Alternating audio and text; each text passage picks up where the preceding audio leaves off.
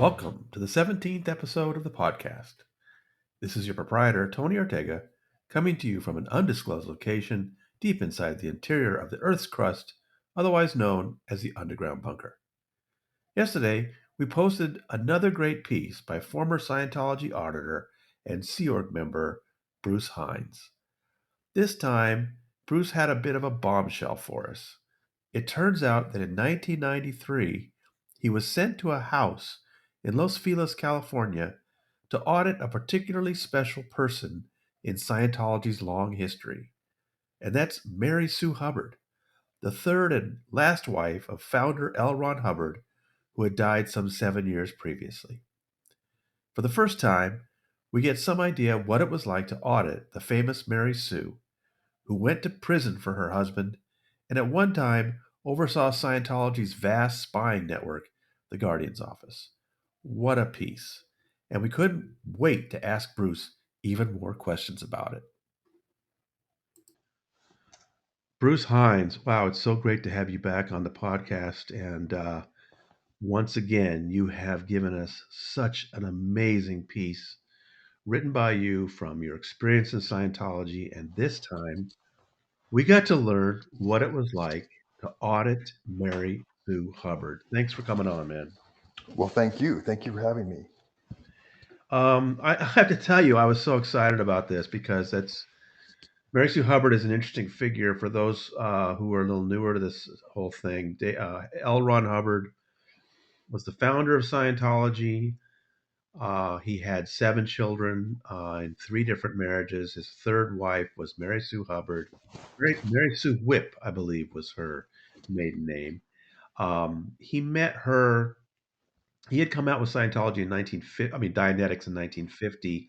It was a huge hit for about a year, and then everything went really bad for Ron. His second marriage broke up. He absconded to Cuba for a while. He was trying to rebuild things in Wichita, I believe, when he met Mary Sue, and she was younger than him, and she became a very ardent, dedicated Dianeticist. They ended up going to Phoenix, where Ron then developed Scientology. And just real quick, Dianetics, if you read the book, deals with trying to remember what happened to you in the womb. And some of the early followers of Ron, that wasn't good enough. They wanted to go back even farther. And so with Scientology in 1952, he proposed going back into previous lives to find out your traumas that had influenced your life in this lifetime. And that's kind of the key difference between the two of them. Bruce, as a member of the Sea Org, how much of this history were you aware of? Oh, I got the sort of the party line on it. I knew he'd been, there'd be references to Wichita.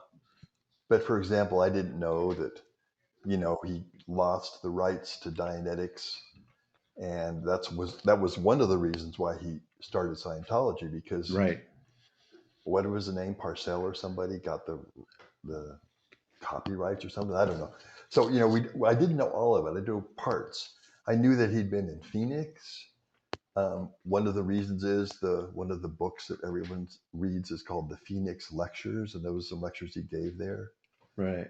Later on, I remember seeing images in, I don't know if it was, there was a little brochure that was made about Ellen Hubbard, and it maybe showed a picture of this house in Phoenix where he lived and stuff. So anyway, I knew bits and pieces, but certainly not the whole history. And she was just a really loyal lieutenant to him. She not only was his wife, and they had four children, but she was, you know, well, when they decided to make not, he had come out with Dianetics in 1950. In 1952, he, like you said, he had lost the use of that name, so he came up with this thing called Scientology, and they went into past life therapy.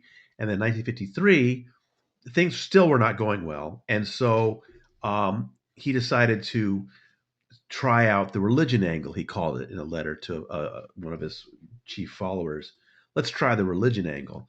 And that's so the six people who signed corporation documents in Camden, New Jersey in December 1953, creating the first Church of Scientology corporation. Mary Sue was one of those signers. So, I mean, she was a key sort of lieutenant for him. And that became abundantly clear in later years. She was helping him to run Scientology. And in fact, she even took over, the duties of running the spy wing to protect Scientology. She was the guardian, right? She was the guardian's office. She was under her. How much of that were you aware of, and the whole Snow White thing? It's odd. So in 1977, which I think is when the raid happened, Right. I didn't know about that. I didn't know that there'd been a raid and they got all this stuff. Um, Oddly, right at that time, I was doing volunteer work for the Guardian's office in Denver. I was called a Guardian Assistant Scientology. We were called gas workers. Huh. And even though I was there, right there in the geo, I still didn't know. And then things went on. I joined the Sea Org. I did not know what had happened on the Snow White thing. They had some version that um, I can't remember exactly when this was, probably early '80s, and they would try, because word of it would get around somehow, and then they said, well, really, all that they found the church guilty of was stealing copy paper, photo. Right. That right. And so that was what I knew about it. And at the time, in my mindset, it was just, oh yeah, it's just another one of these attacks. They're trying to bring us down. It's all bogus and da, da, da, da. So I really didn't, even what I heard, I didn't pay much attention to it. Right, and I really got a chance to dig into those documents when I was writing my book about Paulette Cooper, The Unbreakable Miss Lovely, and I really went through some of those Snow White documents, and I learned that Mary Sue was very into this whole thing, and she was directing these operations. There's no question, and she was ruthless about it. So it kind of made sense that she would end up being prosecuted in that. Now, John Atack told me when we did a podcast recently that one of the reasons why she pled guilty and agreed to sign off on this massive memorandum about all the facts was she told them that I'll sign this and go to prison as long as you agree not to charge my husband. And L. Ron Hubbard was named as an unindicted co-conspirator. So this is how loyal she was. She was willing to go to prison making sure that her husband didn't. I mean, that's just, and there's just no question. I could pull documents to show that Hubbard himself, of course, was aware what was going on with Snow White. And just real quickly, I mean, the press calls it Operation Snow White, but actually in Scientology, it was known as the Snow White Program.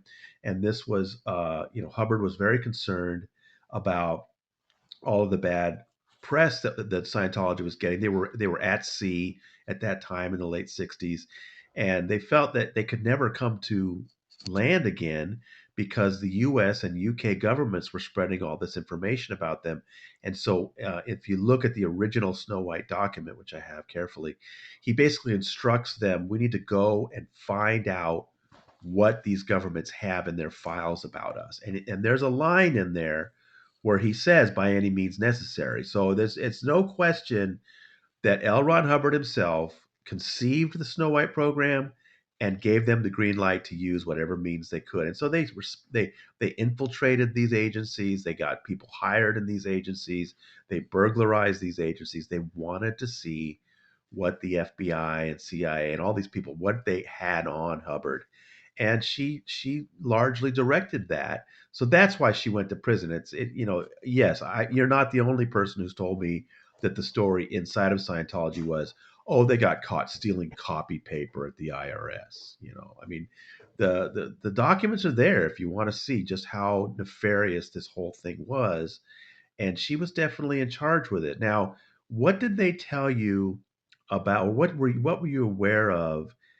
Um, I think she was sentenced to 5 years in prison and served like a year. And she came out. What did you think at that time as far as her status in the church after all that went down? I didn't even know she'd gone to prison. Wow. And we had no information at all about the trial and all the other people that got sent to prison. Um, it's sort of amazing what a hermetic bubble they were able to create. So we were just oblivious to all this. And if anybody caught wind of it, it's just the old, oh, that's just the usual N theta being spread by these evil people that are trying to stop our mission. Right. Yeah. Well, there's some remarkable scenes I've written about. John Brousseau told me once she came out, they basically gave her that Chislehurst house that Bruce talks about in his story that was on the bunker yesterday, where she was living in this really nice house. It's Los Feliz, right? It's very close to Griffith Park. Hmm. It's on Chislehurst, really nice house. It's just up the Um, street also from the Celebrity Center, Very interestingly. close, right? I mean, she's right near all these different Scientology properties. Um, my understanding is that was kind of her consolation prize. Okay, you went to prison on behalf of your husband, you saved him. Here's your prize. They gave her this house, and I believe it was in her name. You raised that question in your story. Um, and but there, as far as okay, so before Snow White, she was helping to run Scientology with Ron, and you made a really interesting statement that you believed if it weren't for David Miscavige and Snow White, that Mary Sue may very well have taken over and run Scientology after Ron's death. Yeah, it's really hard to know how it would have played out because David Miscavige, from early on, was very ambitious, and he might have tried to discredit her to L. Ron Hubbard so that he wouldn't have turned it over to her. But nonetheless, if things had just gone along and this, the Snow White thing was a success and the Guardian's office just carried on, I could just well imagine that she would have been the one. And like I said, I don't know how they would have structured it or what title she would have had, but it just makes sense to me. Yeah.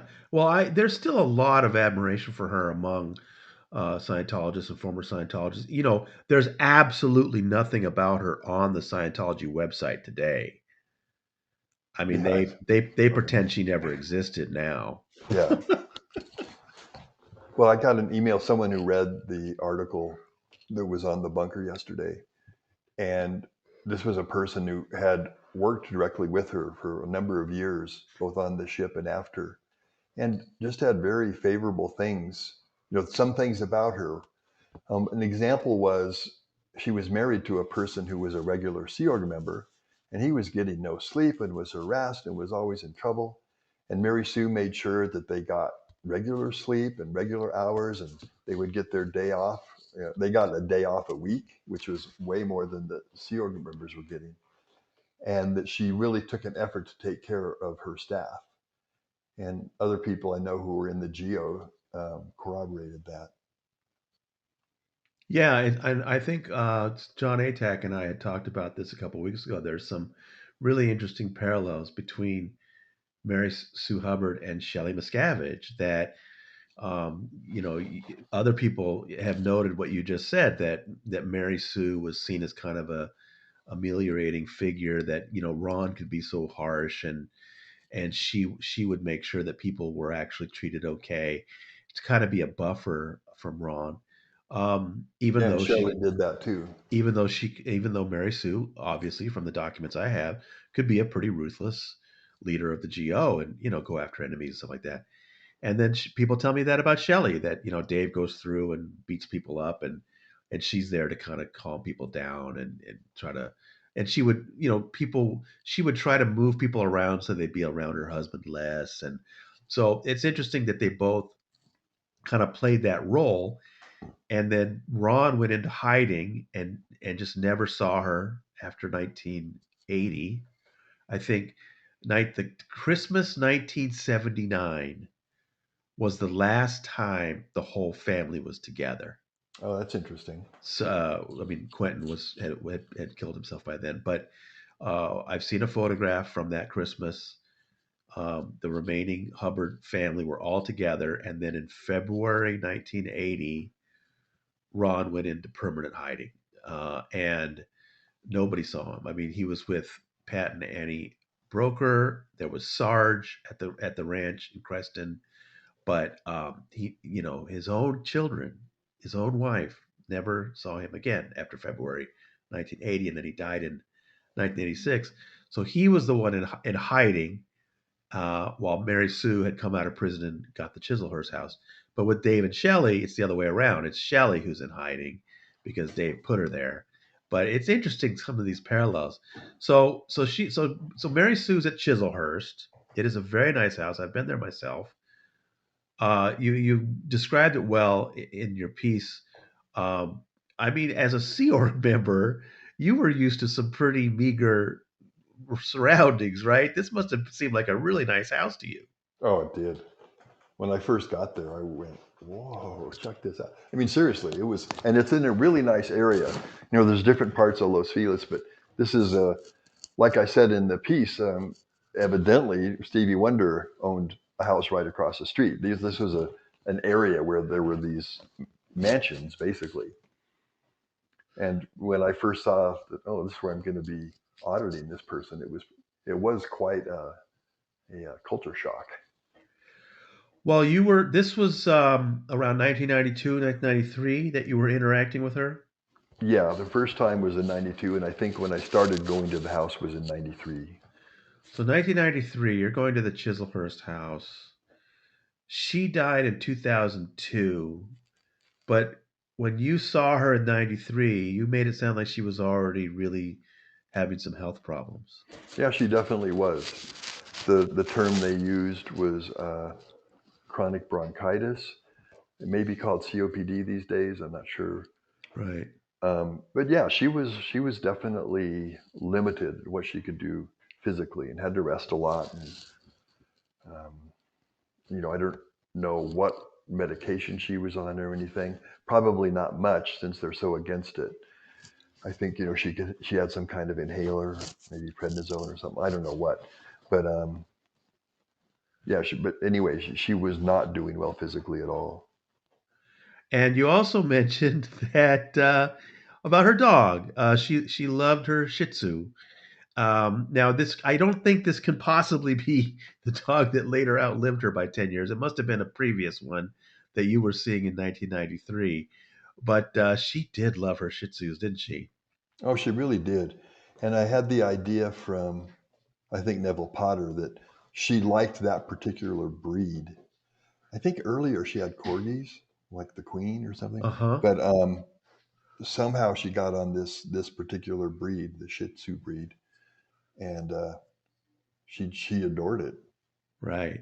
Well, and this is also something you probably didn't know at the time, but not only was she given this house as kind of the consolation prize for going to prison, but then David Miscavige had personally told her that she was no longer absolutely nobody in Scientology. And I know this because John Brousseau was in a van outside recording it. That Miscavige was wired. Miscavige wanted this recorded as he dressed her down. Really, JB said it was cruel, and just let her know that she was absolutely nobody. She had nothing to do in Scientology. She had no role. Um, and so she, as you describe, even though it was a beautiful house in a great part of LA, very close to Griffith Park, very a house worth a lot of money, it was kind of a prison for her, wasn't it? Oh, definitely. She was there. She couldn't walk out the door without very special arrangements having been made and cleared up through the channels. Wow. And you were going there. How often would you go? I went once a day. Once a Well, day. Wow.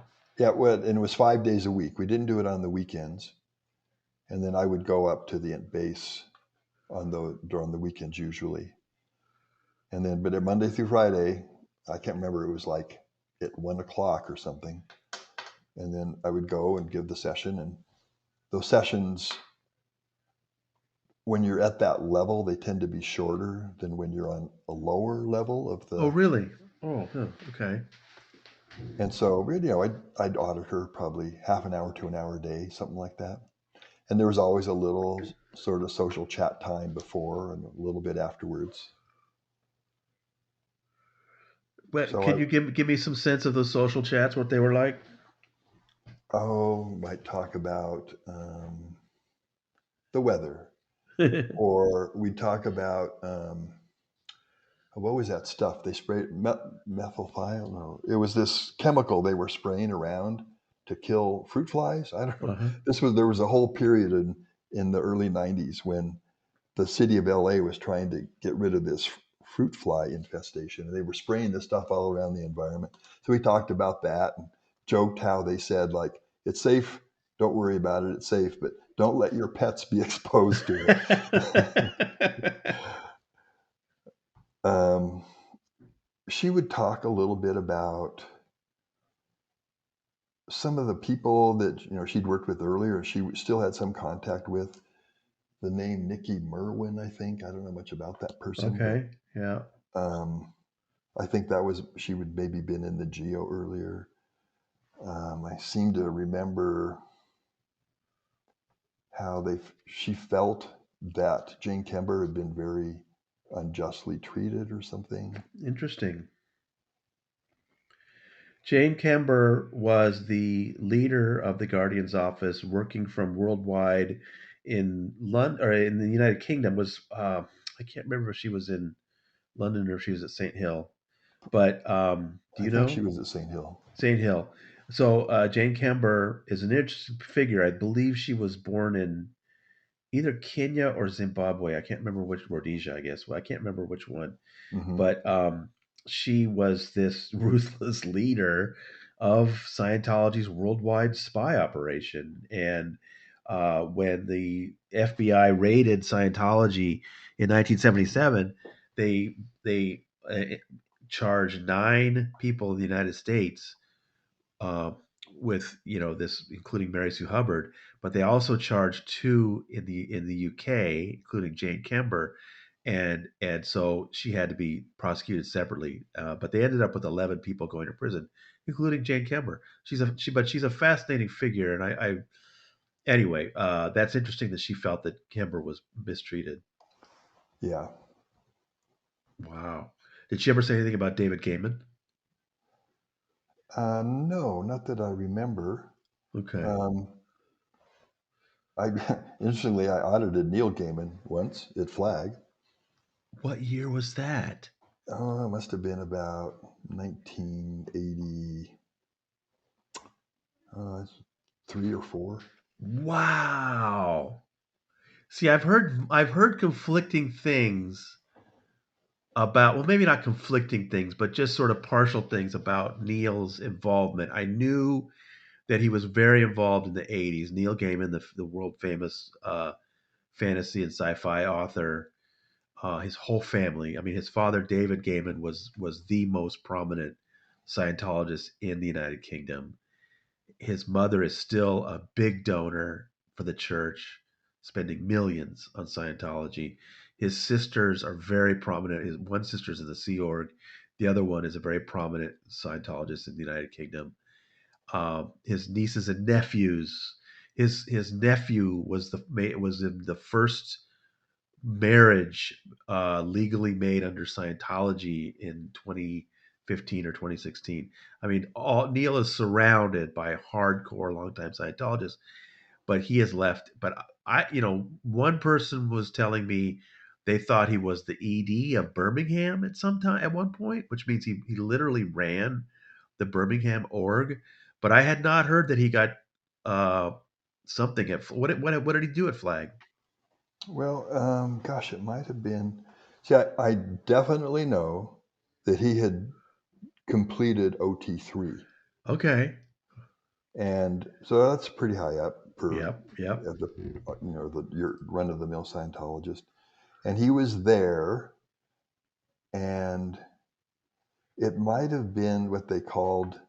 Well, originally it was called the OT drug rundown, and that these days is called New OT4. Right. And I, oh boy, my memory's And a let little me and foggy, let me but just interject. I love OT4 because everyone OT3 gets all the attention, but OT2 is wild. But OT4 is cool because if you read Hubbard, he's literally saying, look, everyone needs a purification rundown. Everyone needs a drug rundown. Even people who tell you that they haven't done drugs in this lifetime, their body thetans are still having flashbacks from super space coke they did 3 billion years ago. I mean, I mean, he doesn't use those words, but that's what he's saying. That yeah. you need to audit. Basically, you need to take your body thetans to rehab because they're still, tripping off of galactic LSD they had 1 million years ago. That's what Hubbard says. That's what OT4 is. And that's why I'm always thrilled when I hear of celebrities done OT4, like Greta Van Susteren and her husband have done OT4. And I just love that, of course, they would never, ever say publicly, oh, yeah, I had these invisible entities. I took these invisible entities clinging to me to drug rehab because they did space coke 1 million years ago. But that's what OT4 is. And it's great to hear Neil Gaiman has done that. Of course, he will never talk about that, I'm sure. No. And, that was quite some time ago. And I'm sure he lost interest. I even got the sense, he was there and he, he was just a really nice guy and he did all the things he was supposed to. And, but I just got this sense that he really wasn't into it. Oh, interesting. Going through the motions. Yeah. Wow. And why, I don't know why he would have gone to flag. He could have done that in the UK, Oh, not, OT4. right. That's not a required thing at flag. Well, you But yeah, go. OT4, the whole thing is are trying to locate body thetans that have been affected by drugs.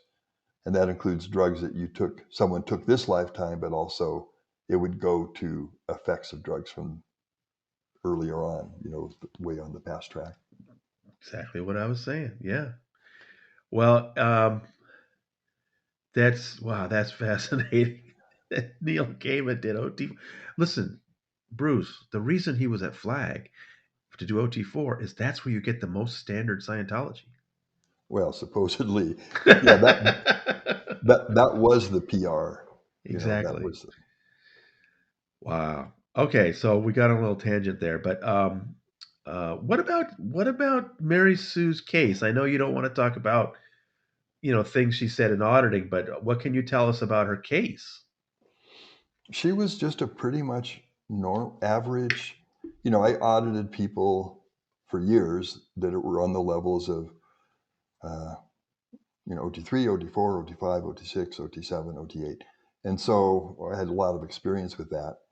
And even though she'd gone through some of the really wilder auditing back in the mid 50s, early 50s, and also these experimental auditing that LRH, I want to call them it, That's all right. That's all that he right. was investigated in the early 60s, and they were the subject of the St. Joe Special Briefing course, and she was around for all that. And it included the list one rock slams and everything. Um, but anyway, so she then, just ended up on the grade chart. Then came out in 1965. The grade chart, the bridge, as it is called now. Okay. Everything was sort of pulled together into this chart. Before that, it was much more hodgepodge. And so, she just got onto that or sort of fit into it. And when I was auditing her, she was just like anyone else at that level that I'd audited. Okay. And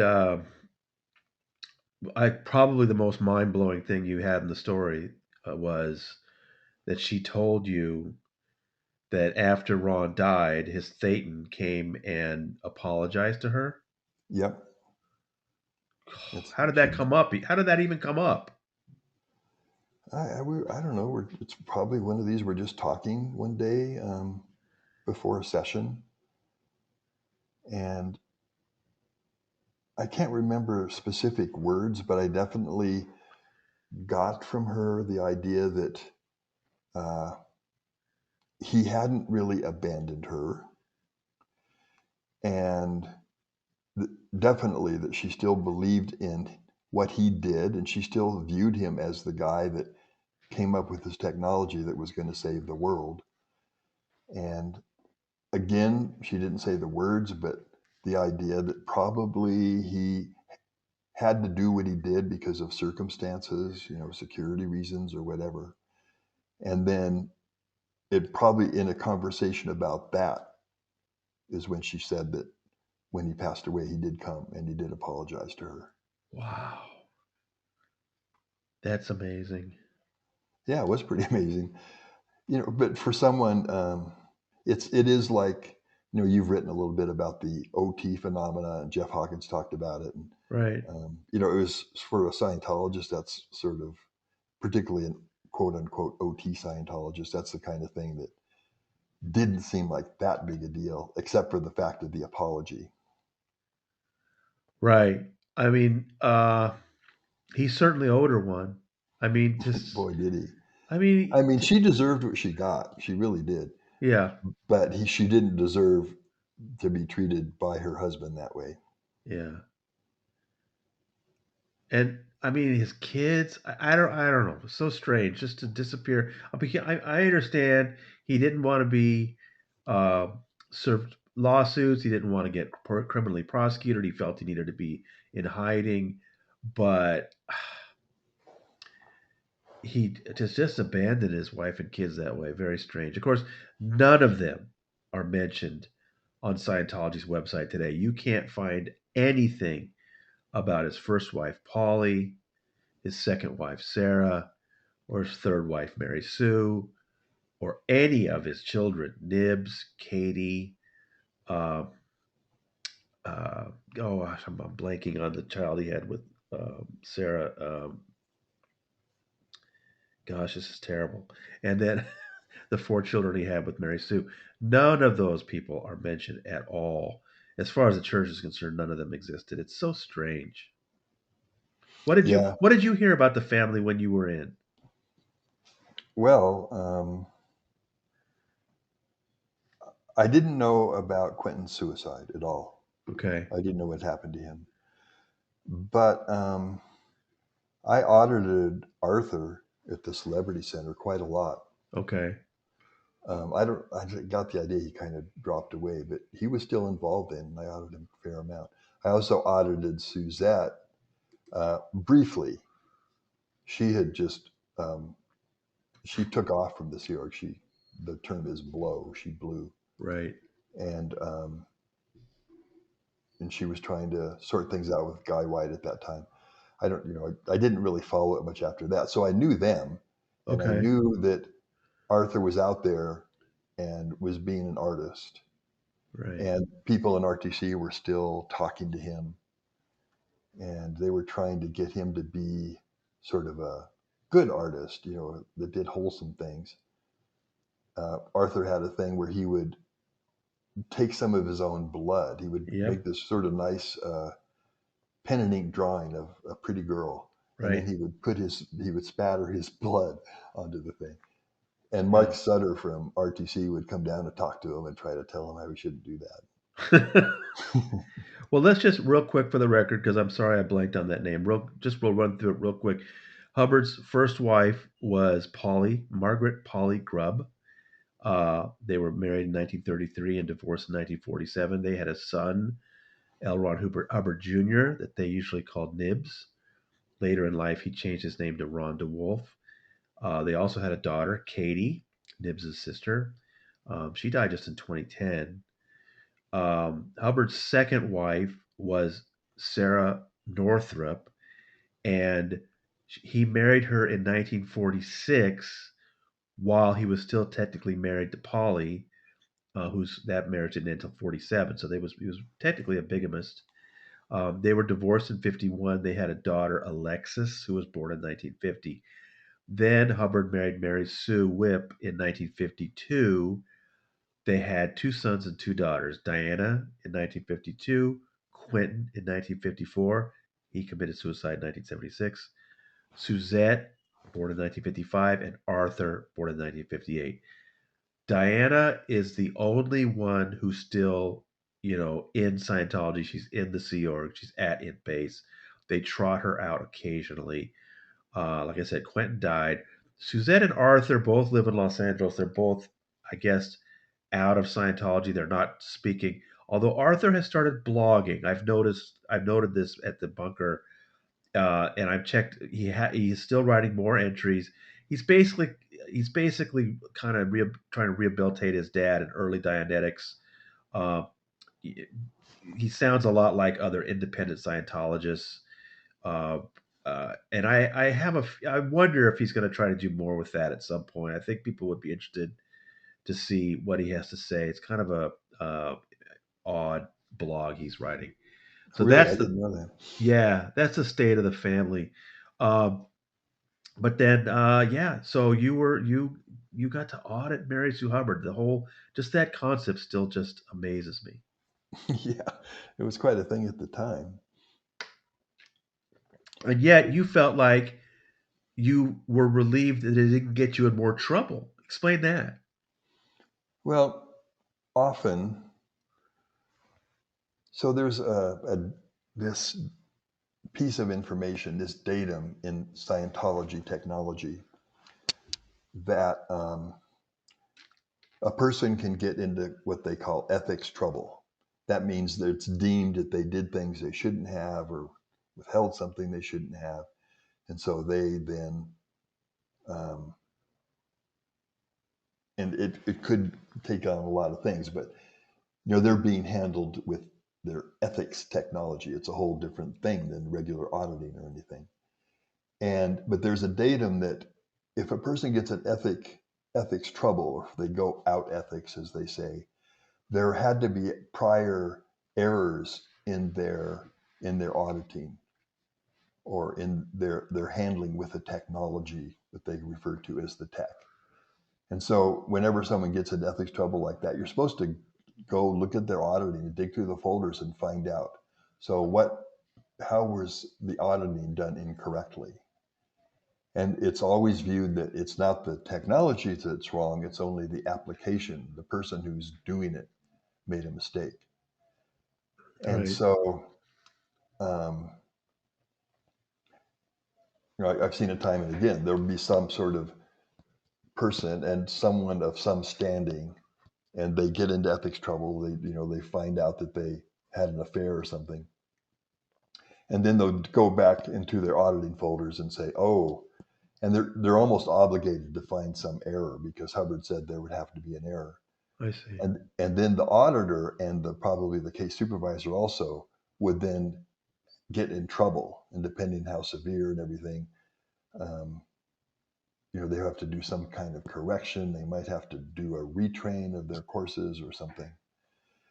Um, And so you kept waiting. Mary Sue's going to get into some kind of trouble, and I'm going to be blamed for it. yeah, exactly. Particularly after I got sent to the rehabilitation project force about a year after I stopped auditing her, and so I sort of think, well, she was like a pretty important person. If she really acted up or really started complaining or making threats or something, the blame would go to me, or at least I would be one of the people blamed. But I never heard anything, so that was good. And how long do you think did this last that you were auditing her daily? It was about a year. A year. Yeah, Now, over that time, was there some pressure on you that she should physically be feeling better? yeah, because the what L. Ron Hubbard wrote is that if you do this and this and this, the person should get better. They should be regain their health or whatever. And I do think that she did get somewhat better. Uh-huh. Uh, the reason for that, I don't know exactly. Um, is it just getting some caring attention? Right. That can go a long ways. Right. I don't know exactly, but at least it seemed like the people who were watching this, the person who was doing the case supervision of this, they felt like she was doing better and it was good enough to claim that the auditing had been successful. Right. Well, she was diagnosed with breast cancer 2 years later in 1995, and she died in 2002. Um, did you hear about any of that at the time? No, it's interesting. But that said, when you're on the RPF, Yeah. you don't know anything that's going on in the Scientology world. So I don't know if it was but I would suspect that even the people at the Int base, the regular Sea Org members working there, I doubt if they knew anything about that she had been diagnosed with breast cancer and that she passed away. They probably didn't even know. And it strikes me, I suddenly thought of this, that you spent a year with her every day, an hour a day, just try to help her with things. By the end of that period, did you feel like she, had some affinity for you? Oh yeah, she was always happy to see me. She was not cold at all. She'd like greet me warmly and ask how I was doing, and I would say definitely yeah. And why did it end when it did? It was just that the program that was laid out to be audited had come. We'd finished it, and that's also a point because I know they wanted her to sort of come clean. That's one way to say it. Get rid of these evil things she's harboring and the bad acts that she did that she hasn't told anybody about. And that's supposed to bring about a resurgence in her affinity for the organization. Well, then, so were you being debriefed by somebody that wanted to find out what she knew? Um, well, that comes through the auditing instructions. Um, so the style of auditing, it's called the false purpose rundown. And the way that works is that you're given a list of questions. It's like another type of auditing that's similar it's called a security check or also a confessional. But it's basically a long list of questions. The most famous one is the Joburg or the Johannesburg confessional with all these crazy questions. But that's an example of the kind Yeah, of questions. right. But for her, they were geared to, things that she might have done either as, in the guardian's office or in relation to Scientology management. Or so I knew from the questions what sort of things that they wanted to find out about. So even though she had spared her husband, even though she had gone to prison for Scientology, years later she was still being interrogated about it by the Church of Scientology. Yeah, and that's because it was known, I think, largely through Neville Potter's reports that she still was not a fan of David Miscavige and how things were being run.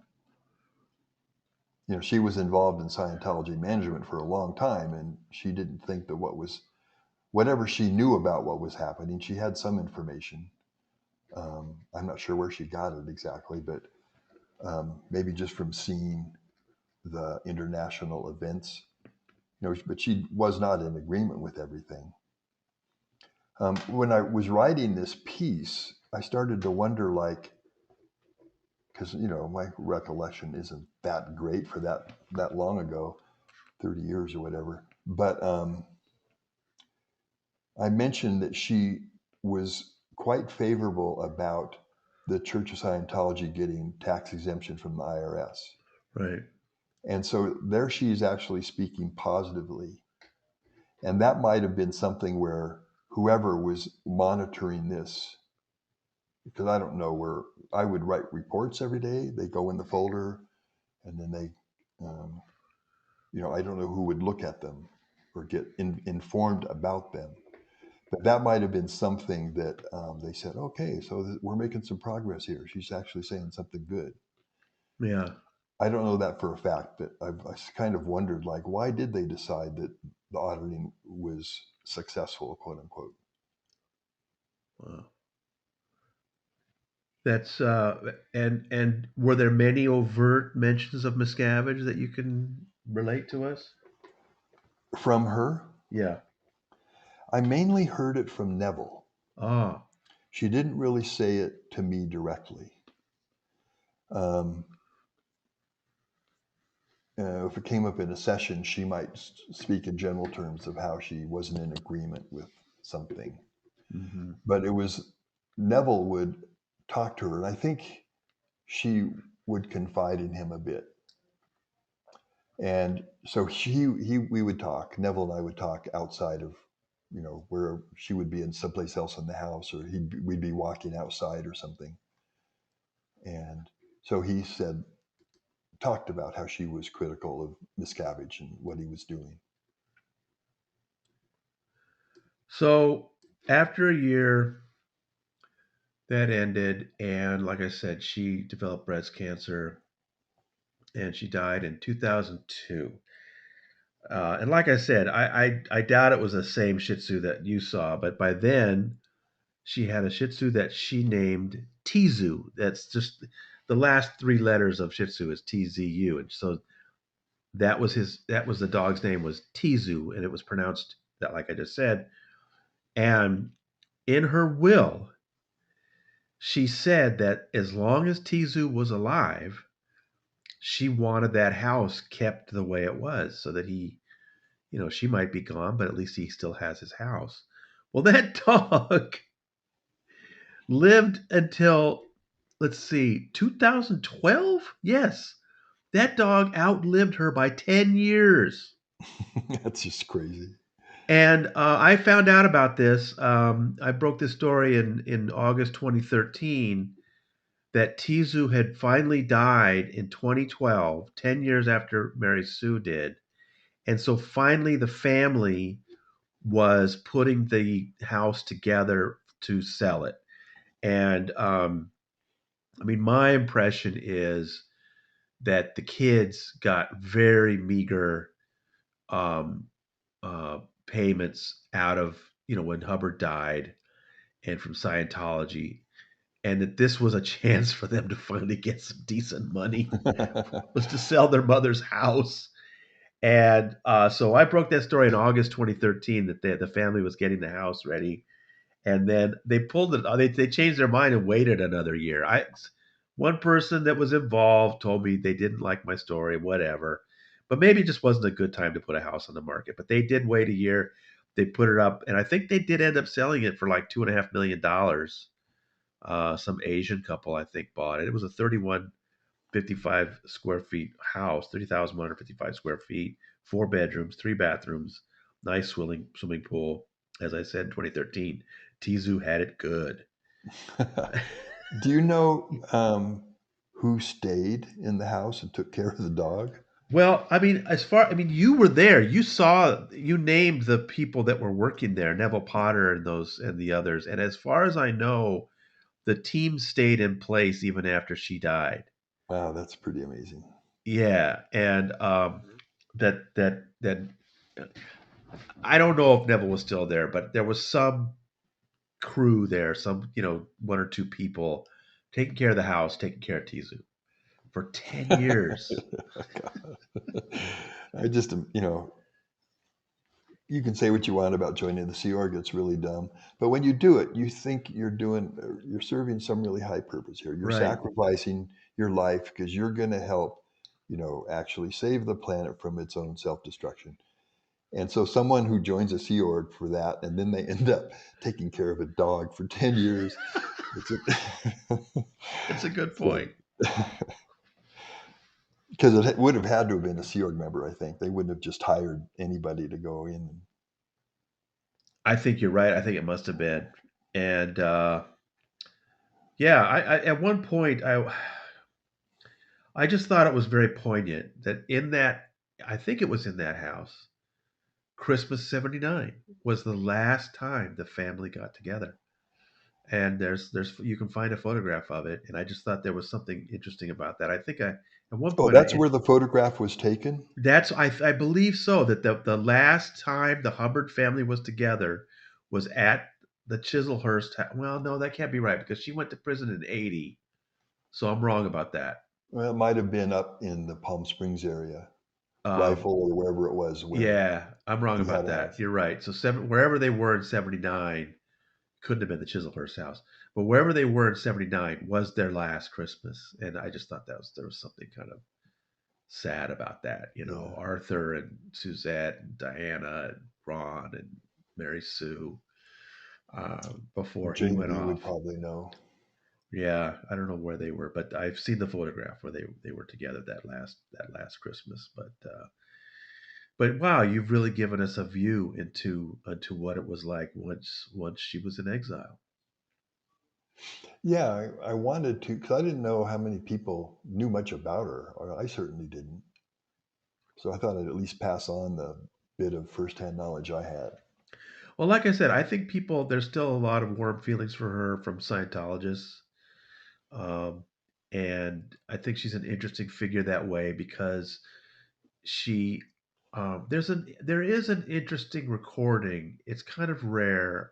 I posted it years ago from the early '50s where she and Ron are trying to locate entities. This is before he's developed the full blown body thetans theory, and it's such a strange audio recording because they're on an e-meter and he's sort of like trying to understand these entities and she's going, oh, there's one because she's just looking at the needle, right? and Yeah, and she's seeing Ron somehow react, and it's to me it's just like they were using a Ouija board and they're trying to find spirits or whatever.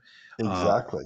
but it's an interesting recording for me because it shows that she really was fully bought into this with him and very supportive of him. And it's just a shame that she kind of got this little prison, very nice, very pretty prison, but little prison for those last years of her life. Yeah. It's really amazing.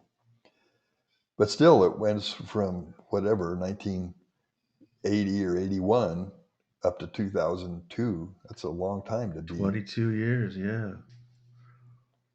Huh. Wow.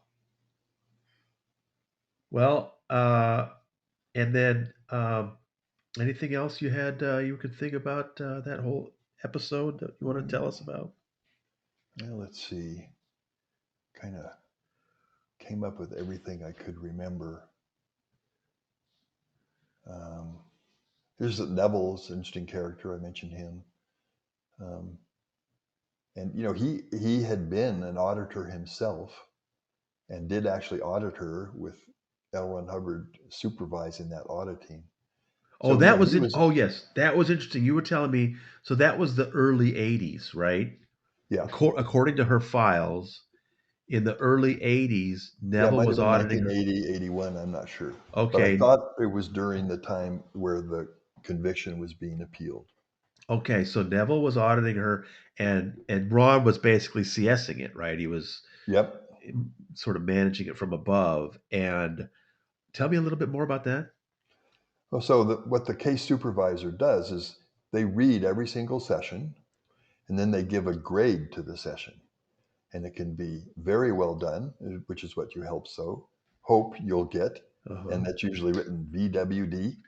And sometimes Scientologists will say that to each other, oh, VWD.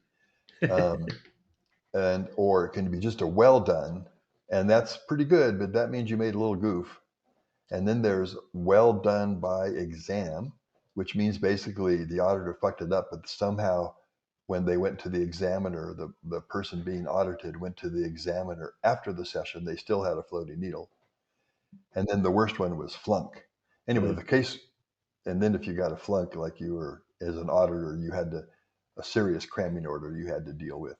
I see. Um, so and then they read it all and then they write comments about what's going on.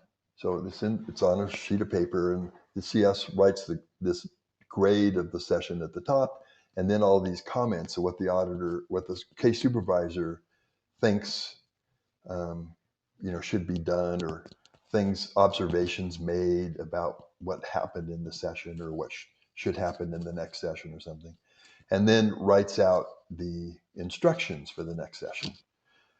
Usually the auditor themselves suggest the steps for the next session, and then the case supervisor will either okay that or might change it somewhat. But anyway, this was all written by L. Ron Hubbard, these sessions. Wow. And so it was all in his writing, the original handwriting. It wasn't a photocopy or anything. That was sort of, I'd never seen that before. And so she had some physical illness at the time. I want to say she might have had pancreatitis or something like that. Okay. Not sure. And then plus she was under the stress of like this court case and hearings and whatever was going on. And so the idea is that when a person is in that state, they have to be audited sort of very lightly and very gently. But you do enough where it starts to, like, basically free up their theta or whatever, however, that's what they would say, and gradually bring the person out of this overwhelmed state that they're in. And so that all those instructions that he was writing to Neville about how to do this type of auditing, and specifically for someone who's at the level of Ned for OTs, this is the body, it's above OT3, but it's still just dealing with body thetans. And his remarks were taken verbatim out of these case supervisor instructions that he'd written to Neville and put in a technical bulletin, or we would call them an HCOB. And that's what an auditor studies when they're getting trained. Right. And so they took what he did and generalized it for anybody who's under severe stress or heavy stress or is physically ill, to use this approach in auditing. It's different than how you would normally audit a person. But I mean, I'm trying to understand. So I believe at this time Hubbard's in seclusion, but these documents are being brought to him, and he's directing the sort of interrogating of his own wife because she's got a physical illness. Yeah. Now, how the sessions got to him, I don't know. At that time, I don't know if he was already in Creston by then or what. That'd be a long drive to get these records up to him. But somehow he was getting them, and he was writing them, and Neville would get the auditing folder back the next day with the instructions in it. Well, I think, okay, so Hubbard went into permanent hiding in February 1980. He died. Maybe it was before that. Maybe he Oh, was okay. still in. It's possible. Okay. And so he So would while have he still been in the Palm Springs area then. or Hammett, right? He was at the Hammett Apartments until he left in February 1980. So it might have been Hammett, might have been, Oh yeah, like it you're could have been saying, Hammett. Yeah. out near Palm Springs. But so maybe he Well, wasn't in hiding then yet when he was CSing his own wife. Who knows? yeah, it could be. Okay. I could have But had the date slightly wrong. yeah, odd, interesting, great. Well, Bruce, thank you so much for giving us this glimpse into Mary Sue Hubbard's later years, and especially in her exile, when you spent a year with her. I just think that's wonderful and exciting and interesting. Well, you're very welcome. I hope people find it interesting. Oh, it's a great I do. piece. It's a great piece, and I can't wait to see what you do for us next, man. Okay, great. Thank you. All right, talk to you later. All right. Bye-bye. Now I'm bunker down in bunker town again, again, again, to witness history, ride the storm, wait to see a reckoning, and the day they all come. Oh,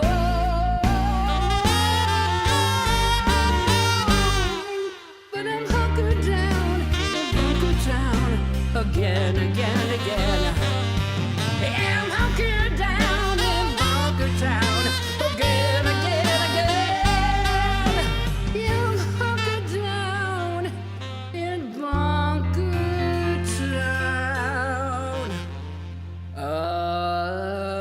again.